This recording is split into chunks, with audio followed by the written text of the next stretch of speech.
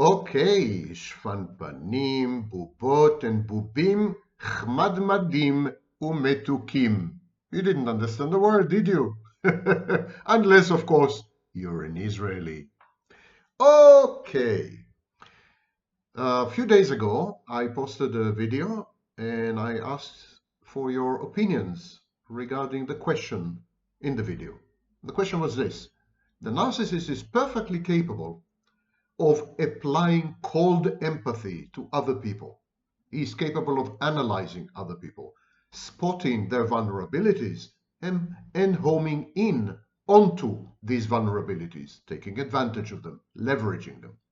And my question was, if the narcissist is in principle capable of empathizing with other people, not emotionally, but cognitively, why does the narcissist fail to do the same with himself or with herself? Half of all narcissists are women, by the way. Why? Why this inability to redirect this capacity called empathy at oneself? And I ask for your responses.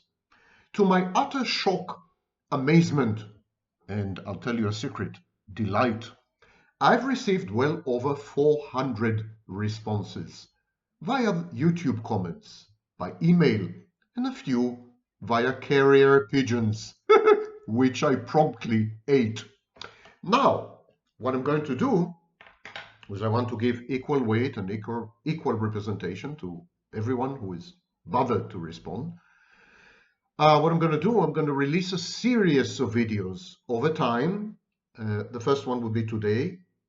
Every week or two, I'll release another one, capturing and encapsulating your responses. And so stay tuned and listen to what you have to say, your voices on this channel. And apropos voices, my name is Vaknin. I'm the author of Malignant Self-Love, Narcissism Revisited. I'm a professor of psychology, and I have a voice to die for. Literally.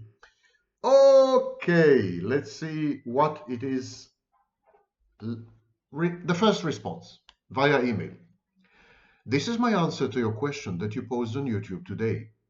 The baby has a fragmented self, and without this self, they cannot process their trauma or resolve it or heal. They have no self to reference to and cannot evaluate the real self with cold empathy. Because the damage as per Kohut's theory happened at such an early age, their behavior is probably from a subconscious drive, so they don't have access to it directly. This is what they do in reality. So when they come into contact with their real self, it rips at the only thing they have, a camouflage, rickety, paper-thin self, the false self that they try to get others to believe in, but not referenced to reality. They needed to construct this on the fly in order to not be a barren mess in society and in childhood and in living. I am not endorsing any of the responses. I wanted to be clear. For example, theory shows that the narcissist does not possess a real self or a true self anymore. It is atrophied. It is dead.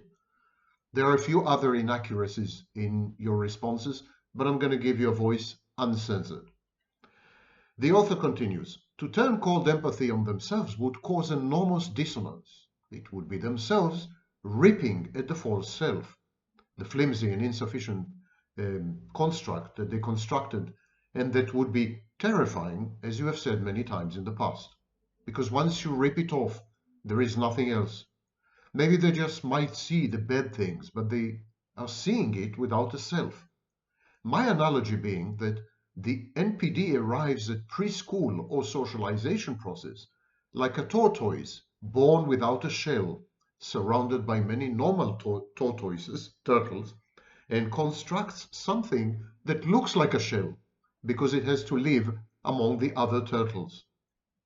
So this was Danica Lelikanin. I hope I'm pronouncing it correctly. PCKY6646 sounds like a CIA code, has written, I believe that a distinction between self-awareness and cold empathy must be made. Although both are cognitive processes, they seem very different to me. Cold empathy reminds me of the process of identifying emotions. Self-awareness, on the other hand, appears to respect or imply a higher level determination of underlying psychological dynamics or causes. Considering that emotions are felt in the first instance, their experience would not need to be decoded. This, I believe, would explain the reason for the non-self application of cold empathy. Self-awareness is a different matter. It seems to require a level of logic and cognitive analysis that surpasses the mere identification of external, or internal if you prefer, emotions. Regarding the lack of self-awareness, I would consider several possibilities. Lack of psychological knowledge or pragmatic reference to well-being. Add this to the possibility of a low critical sense, which is commonly induced by society, as it tends to move towards a kind of conformism or radical individualism. Grandiosity implication due to the solipsistic interpretation of reality, which seems to be characteristic of the diagnosis. And in this case, the self would be evident, requiring no analysis. There is no need to analyze what is perceived as perfect. Lack of identity if you can't be aware of what does not exist. And finally, the bad object. Self-awareness implies self-consciousness, which in turn necessitates a logically coherent conception of behaviors and their consequences. This would lead to the bad object, which by itself could lead to mortification or narcissistic injury. That's what I think. Shaftwood says, a narcissist doesn't work to understand themselves because they believe there is a benefit to not understanding themselves. Understanding themselves would bring them disgust and reduce their confidence and self-assuredness, traits that are valued in society. It benefits them more to put on an external facade and fool others into seeing them as perfect with no weaknesses or vulnerabilities. Caroline Lowe, IB5JO. What's with your YouTube handles? Okay, Caroline Lowe says, the narcissist is the writer, narrator, and hero of their own fantasy. The rest of us are just characters. There is no need for self-awareness when you live within your fantasy story.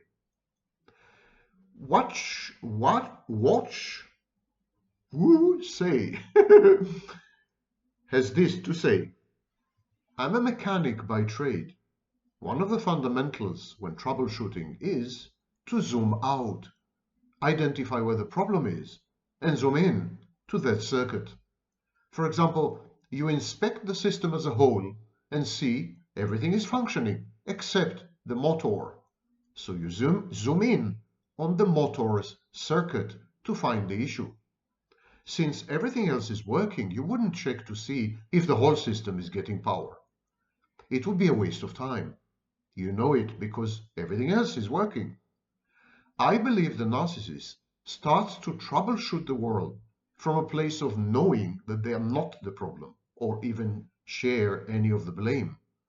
They lack the ability to include themselves in the initial zoom-out assessment. To do so would be a waste of time and energy. It is the equivalent of starting to troubleshoot a system under the assumption that there is no way it doesn't have power. You see that everything is off, but it can't be a lack of power, so you use all of your strength, abilities, and tools to fabricate the reason why the motor, the engine, or other components are the problem, when you actually have no power. Maven Music wrote this: narcissists often display cold empathy toward others, analyzing every possible motive or reaction to maintain control or protect their image.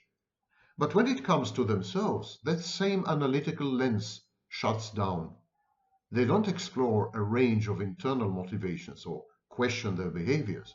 Instead, they see their actions as inevitable or justified, centered entirely around their desires. While they can dissect others with precision, their self-reflection is shallow, rigid, and defensive.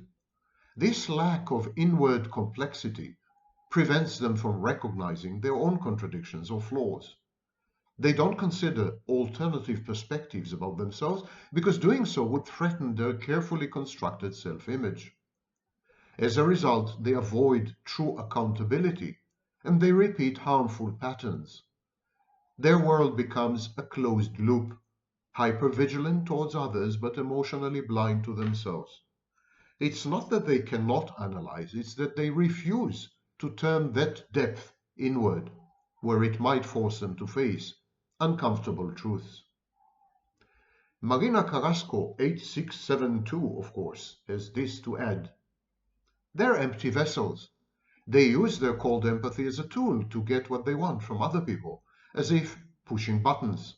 But they cannot feel what they feel. That's why they can be so cruel and not feel guilty or shame. Why are they dead inside? Because they were not loved by their dead mothers. The mother did not acknowledge the baby's feelings. The baby didn't know what to do with those feelings and had to discard them as no use for survival. Unawareness of one's own feelings is transmitted from mother to child. Dominique Taylor, 6898, has this to add. When you spend your childhood focused on escaping pain in an environment where the why did not make sense, was inconsistent or misrepresented from a parental figure, it only makes sense to focus on what and how. The why is irrelevant.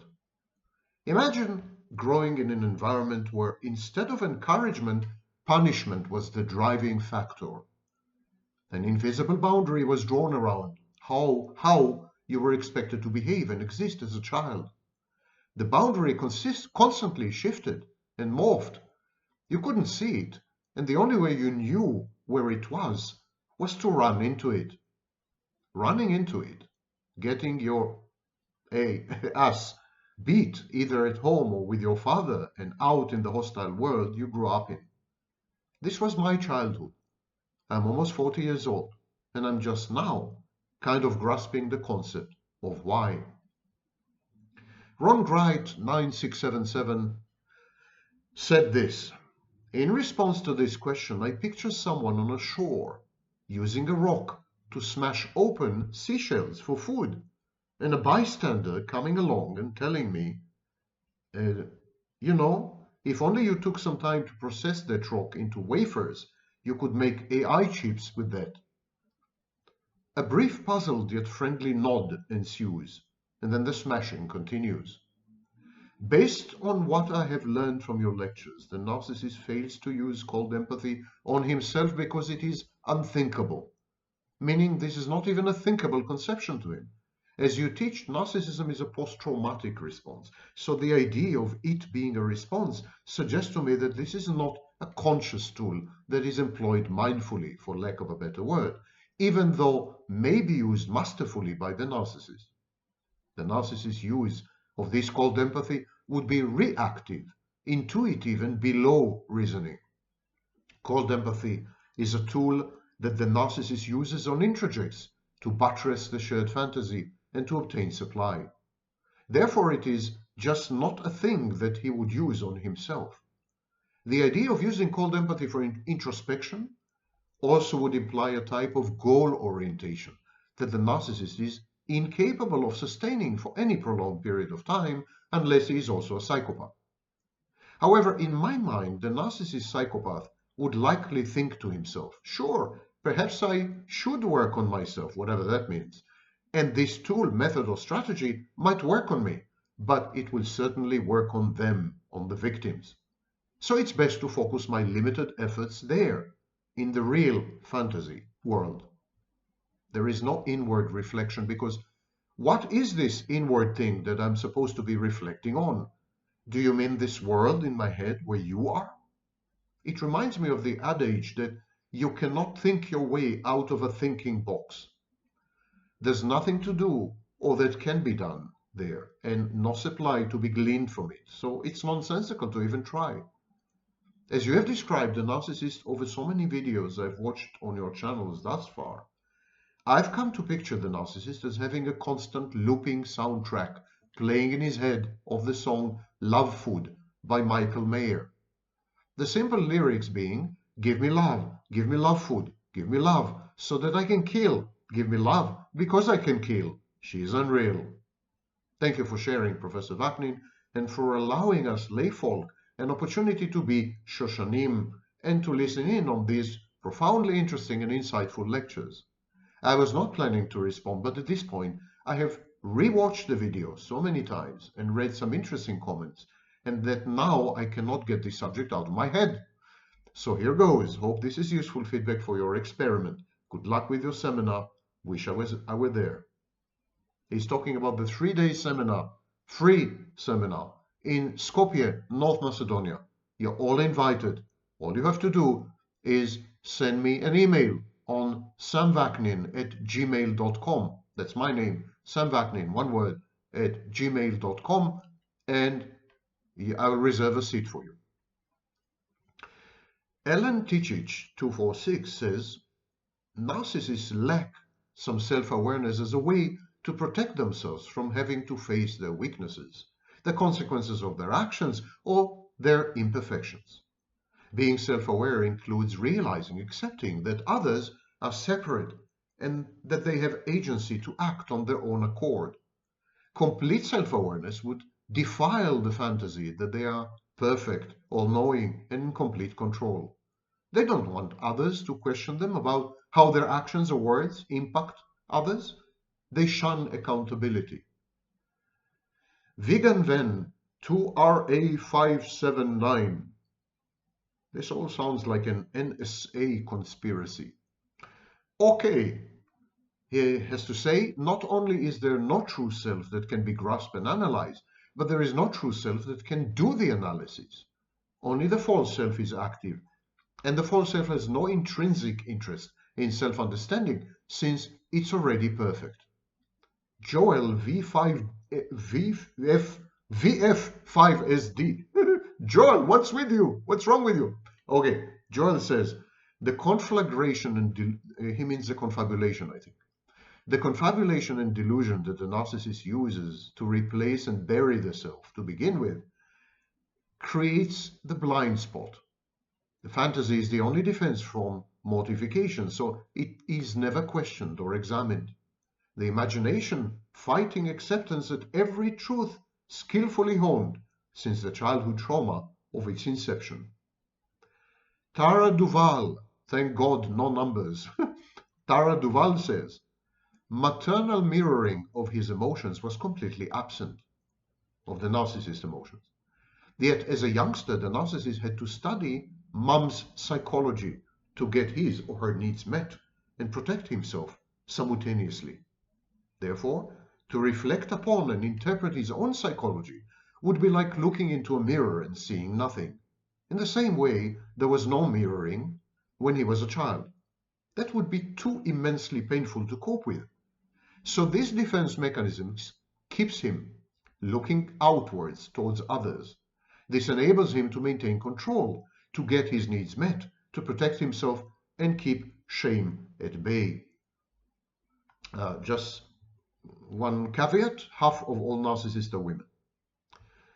HH, capital letters, 2025, probably the year, hyphen Q4L. This is beyond me with all my IQ. Okay, this man or woman has this to say. As the narcissist lost him or herself and became his or her imaginary best friend, at this moment he lost all abilities to analyze his own personality. He only analyzes his imaginary best friend, and later on only the external objects who deliver him or her the material for the shared fantasy. A narcissist is like an empty suitcase and needs all the time to put other bodies into the suitcase. Wow, what an imagery. The bodies are the suppliers for his or her shared fantasy. Every person who realizes are soon to be closed forever into that suitcase must immediately and permanently escape, not to become a dead body hidden in a suitcase, or better said, a victim of narcissistic abuse. I believe who is a victim of narcissistic abuse will become small, will go back to his or her own child self. Can we say that a narcissist is able to put finally lots of small children into that suitcase? Of course, in an imaginary way. And here are any real human bodies mentioned, just to say, because this is YouTube. Caring for all, 4454, quite 4,454 is quite a big number of people to care for. So he or she says, because to accept the truth that we are all fallible and imperfect would require the narcissist to rewrite their entire worldview, that he is flawed, and that is scary. It must be fear motivating the lack of willingness to self-reflect. Andres Sicuro 9110 wrote 2 days ago, it's because of their shame. They are so cowardly and built in such an idealized, perfect image of themselves that introspection would show them how messy they are, and that would ruin all their own sense of self. I think they do their best. I really want to believe it, but their best is far, far below the necessary to have healthy relationships. Kakolisinga, author, because when they do use cognitive empathy to understand their own feelings and emotions, they feel so ashamed by their vulnerabilities and weaknesses that they immediately project onto whoever is available near them. They shift the failings away from them, and so they can never learn or grow themselves, as what was bad in them has been projected to someone else. Emma Lika Jacobson 590. To be able to see the weaknesses of others so precisely in detail is in itself to also know it in oneself. It is like a mirror of the self without wanting to comfort it, like a punishment against one's own person. Every other person's inner space is like a well to be dug from, to find tools, relief for the narcissist to live. To inflict pain is to do justice. Then I'm strongest in my own right, says the narcissist, yes?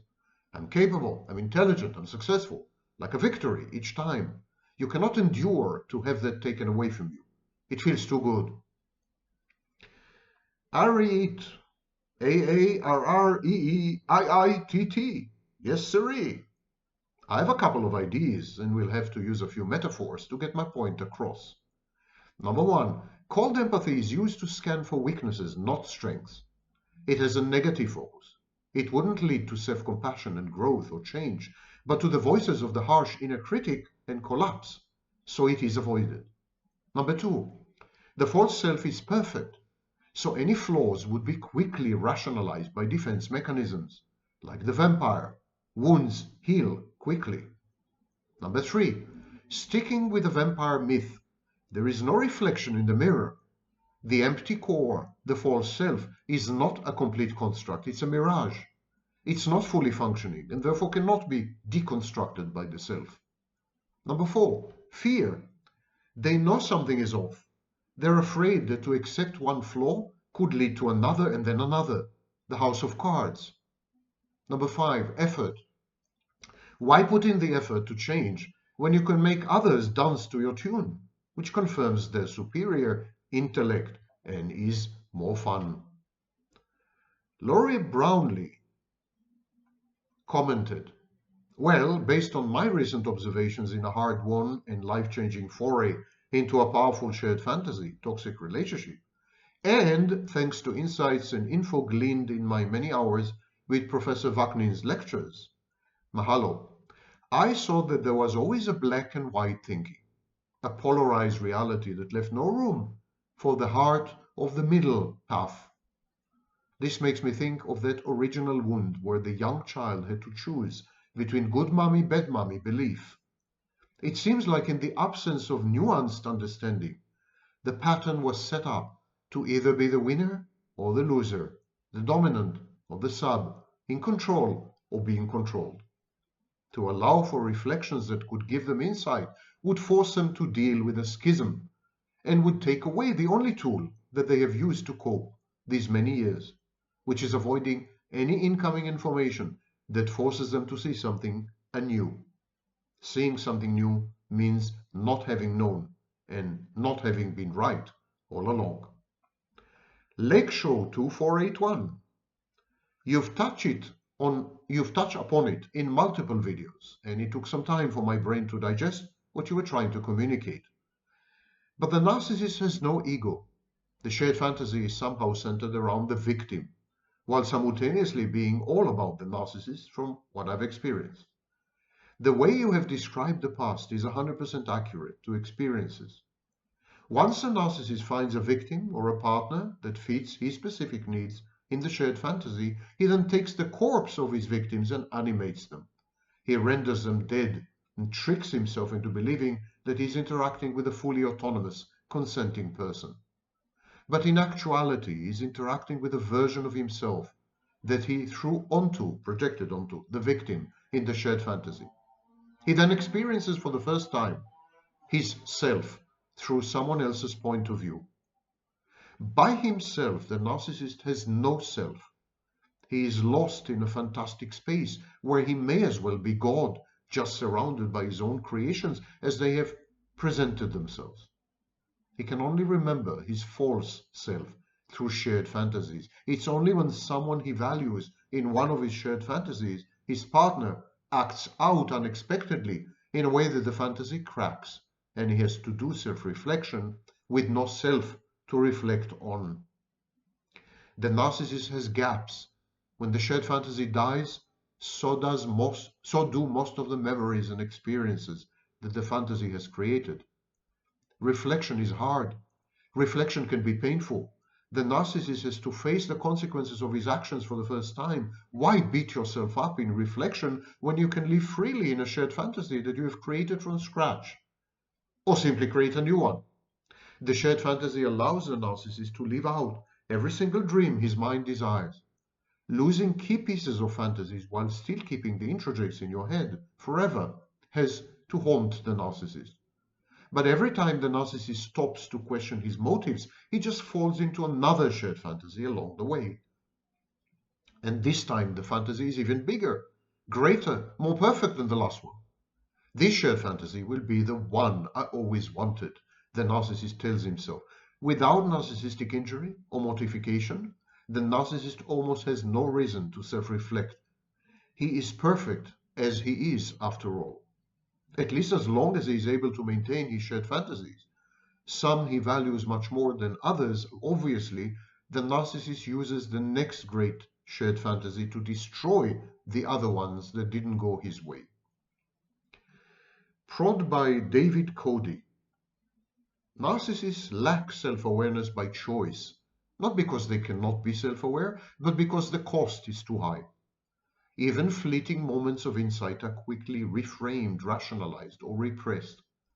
True self-reflection would trigger a buried reservoir of shame and guilt, the kind of inner mortification that could shatter the identity that they've spent a lifetime constructing.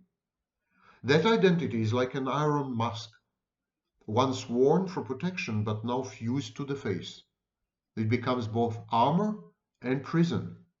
The mask filters reality through rigid scripts like, I'm the victim, I'm inherently good, or I'm always right. These scripts often form in childhood under pressure from dysfunctional caregivers who force the child to adopt certain roles. What begins as adaptation becomes a delusional operating system. Some roles are chosen tactically to get love, admiration, or control, but the deeper mask they fully identify with becomes the lens through which all of reality is interpreted. When facts contradict the script, they are denied. The facts are denied, repressed, or repackaged to preserve the illusion. It's not that they cannot see the truth, it's that they won't. Because if they did, the entire structure might collapse. It's the emperor's new clothes, but the emperor is alone in the mirror, insisting the fabric is real, even as reality stares back at him, naked. I have compassion for the inner chaos, the madness of being trapped in a false self, but I do not accept their utter refusal to engage with reality, especially when it harms others.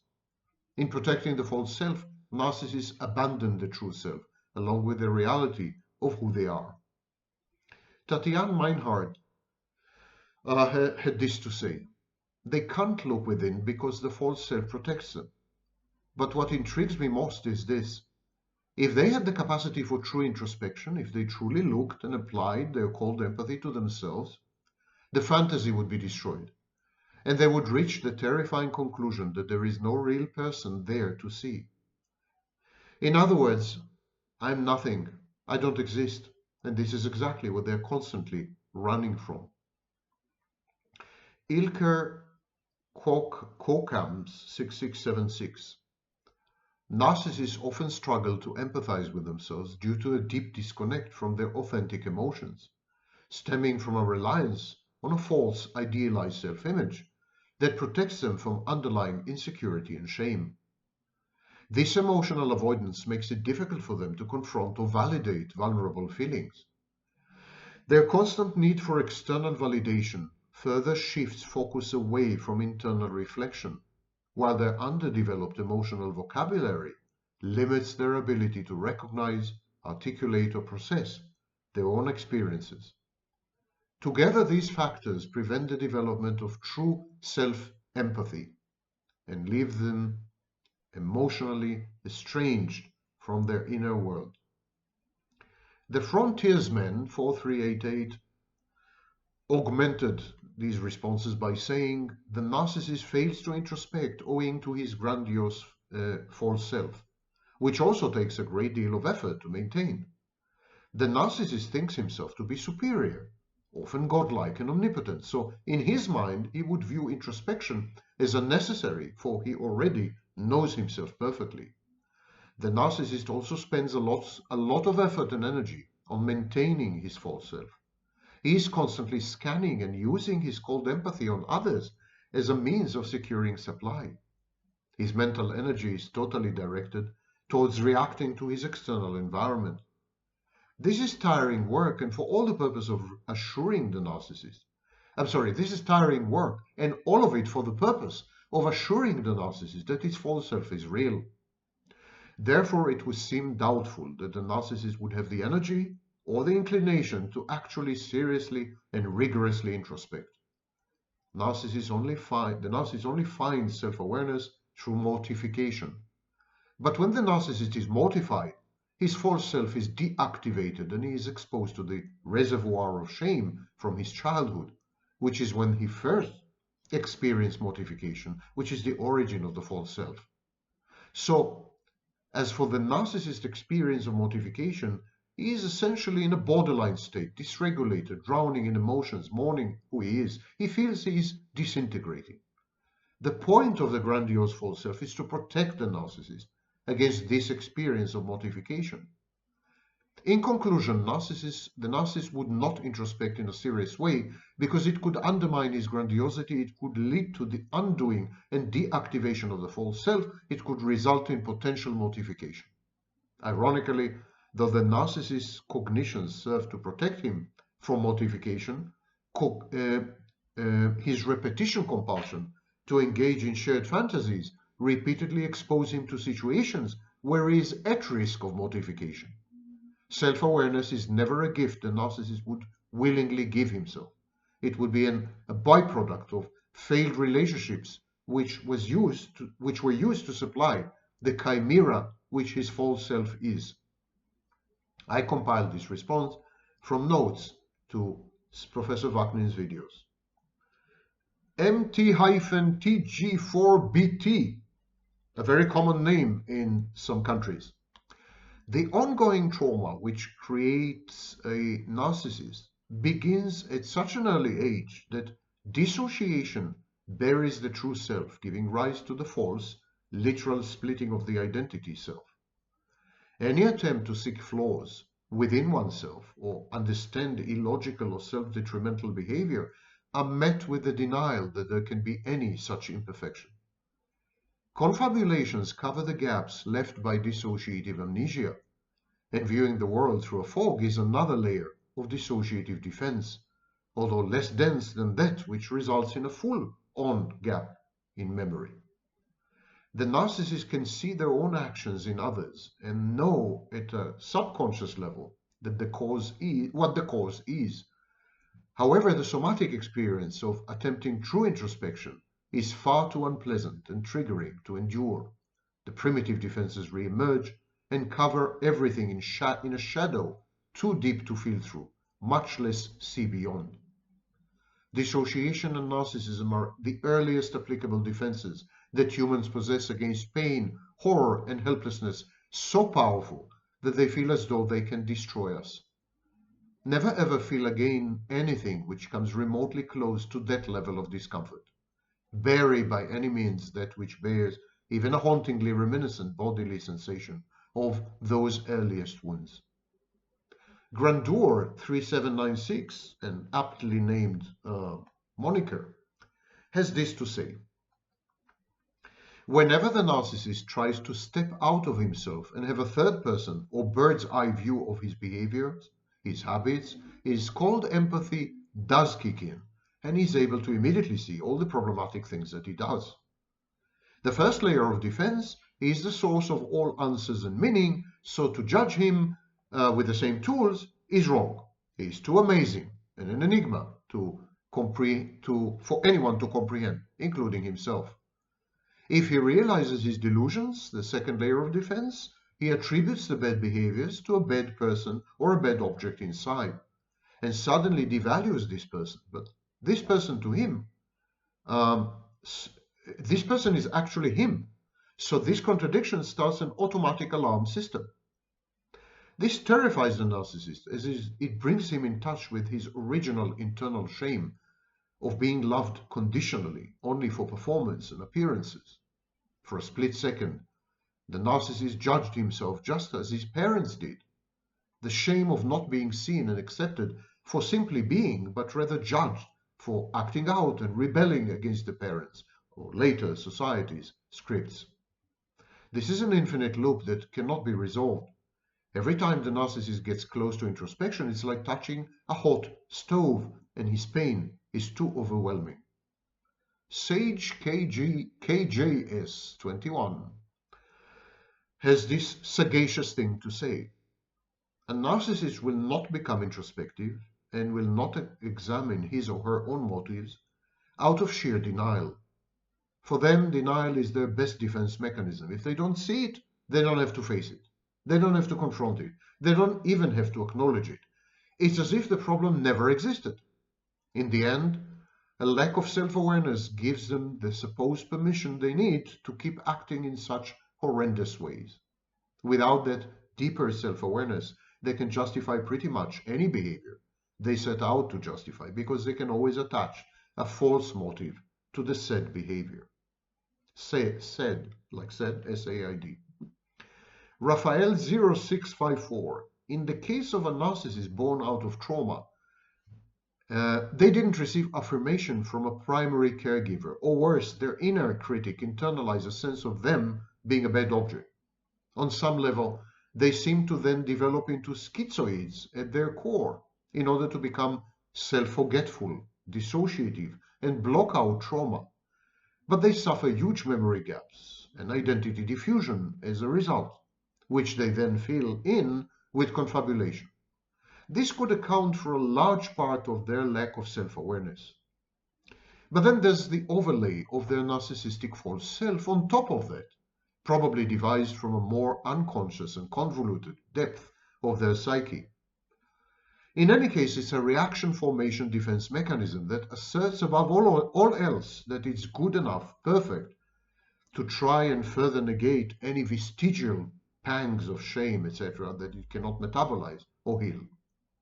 There are cycles of mortification that bring self-awareness, but the rest of the time, their every shred of ingenuity and energy are spent trying to flee the existential terror of veritable reality and or the distorted blueprint of reality that their formative years has tried to impress upon them.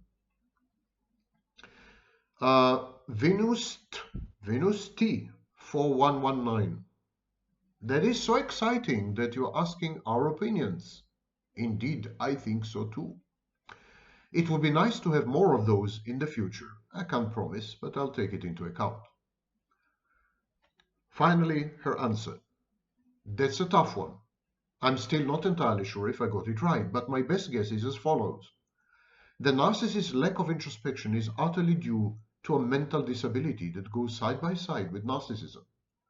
Literally, the damage that was done to their psyche due to their upbringing and what made them a narcissist in the first place. It's like a chicken and egg question.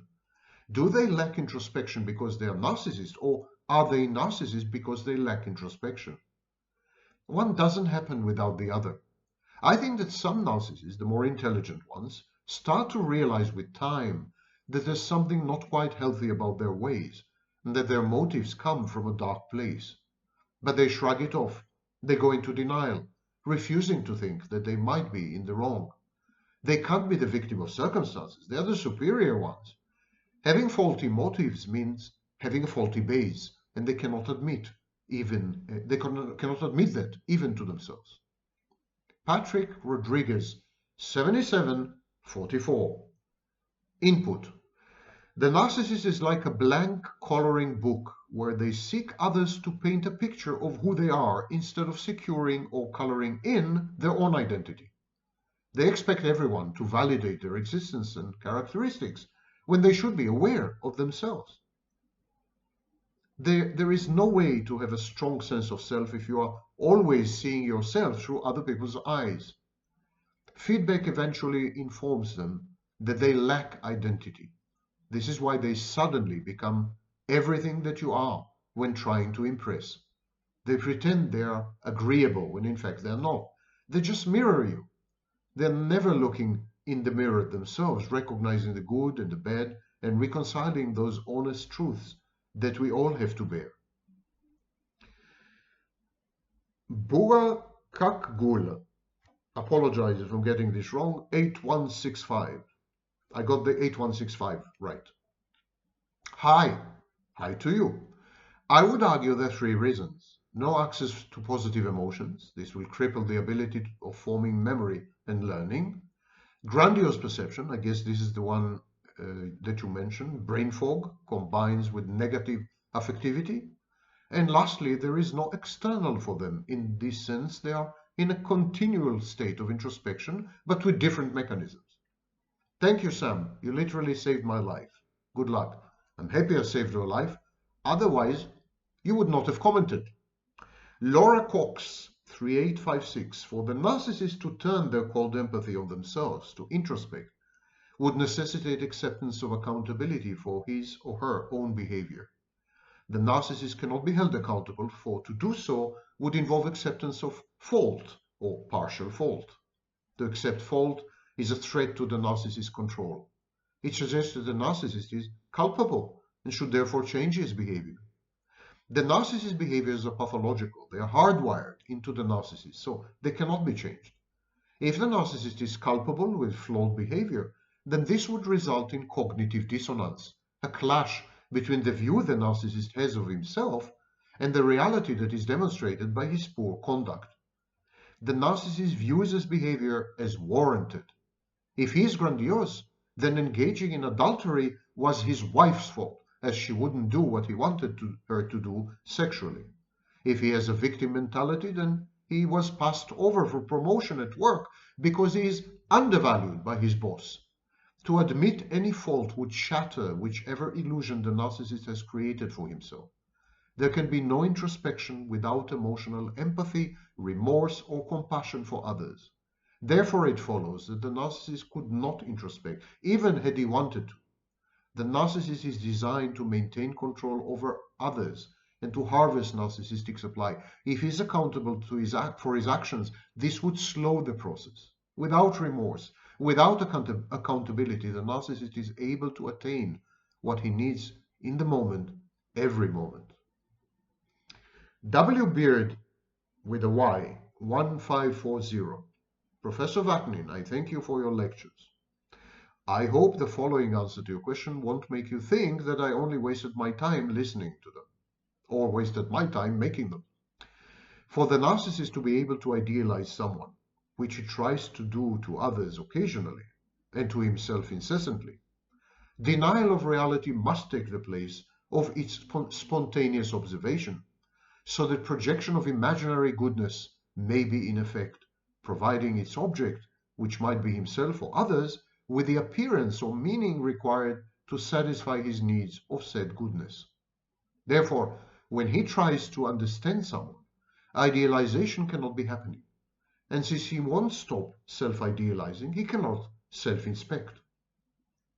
But even when the narcissist is not idealizing someone, be that himself or others, in the case of the self-aware narcissist or anybody else, his analysis may be accurate only partially, for he is unable to properly recognize positive values in reality.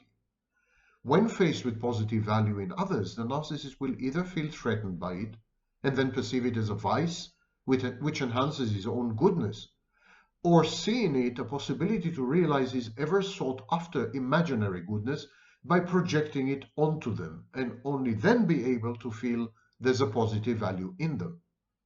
That is to say, the narcissist is able to perceive positive value in someone else only if that value was projected by himself. The person's own virtues may be valued by the narcissist only as a high-quality basis for his own projection, but not in themselves. The person on whom he projects this kind of positive value is seen as important and the others as irrelevant or relevant only because he fancies himself better than them. For instance, an elegant person, if admired by the narcissist, might receive by his imagination the status of a role model of unquestionable superiority to all humankind, and that, not the true measure of that person's elegance, will be the main object of his admiration. But if he feels threatened by it, then their elegance will appear to him as haughtiness and arrogance, making him think himself a very grounded fellow indeed. This distortion of perception with respect to the value of things does not necessarily compromise the narcissist's ability to understand their workings and use their understanding to put them to his service. But I could not consider one with a warped perception of values a proper interpreter of things, for one's sharpness of thought would always be misdirected by one's deficiency of judgment. The narcissist's unrelenting pessimism towards reality makes him incapable of adequately perceiving the goodness of it, which leads to a dysfunctional strategy to find this goodness, if not by taking it from where it presents itself, then by making make-believe. This is why the narcissist rejects the true selves of all things, and instead hopes that somehow they will be replaced by an elusive goodness which needs to be found in order to give everything a meaning. The constant impression that this is almost at hand is a feeling accompanied by a contradictory, deeper one of its being utterly and irrevocably unattainable, derived from the suppressed but firm knowledge of the total inefficacy of his methods. To the narcissist, life is but an attempt to find that goodness, that positive value in himself, so he can live with himself, and in others so he can have and be had by them. The narcissist doesn't perceive its existence by simply being in contact with it, so introspection has led and will continue to lead to nothing. But since he doesn't lose hope, and his hope cannot find justification in reality, the only course of action left is trying to produce the desperately needed goodness magically, imagining it is happening or will happen somehow, and also trying to stay away from badness, which he cannot do if introspection is happening, because everything that is examined, if their goodness cannot be seen, will look bad. Examination, therefore, must be reserved to irrelevant others. Okay, ladies and ladettes, this is the first part of your responses. As I promised, there will be additional videos well into the future, because right now we have more than 400 comments, and I've covered, I think, maybe 50 in this video.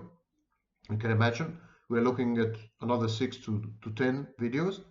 Of course, they will be spread over the next few months, not immediately, but I promise you that I'll revisit and visit every single comment, read it, and if it's worthy of publication, I will publish it.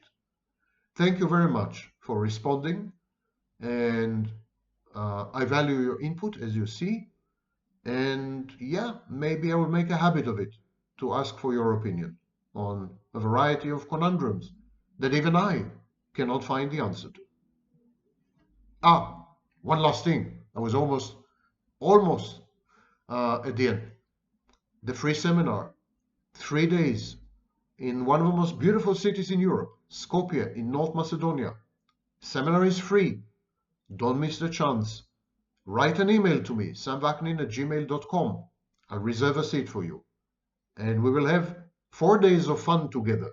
Because what could be more fun than spending 4 days with a narcissism expert who is also a narcissist?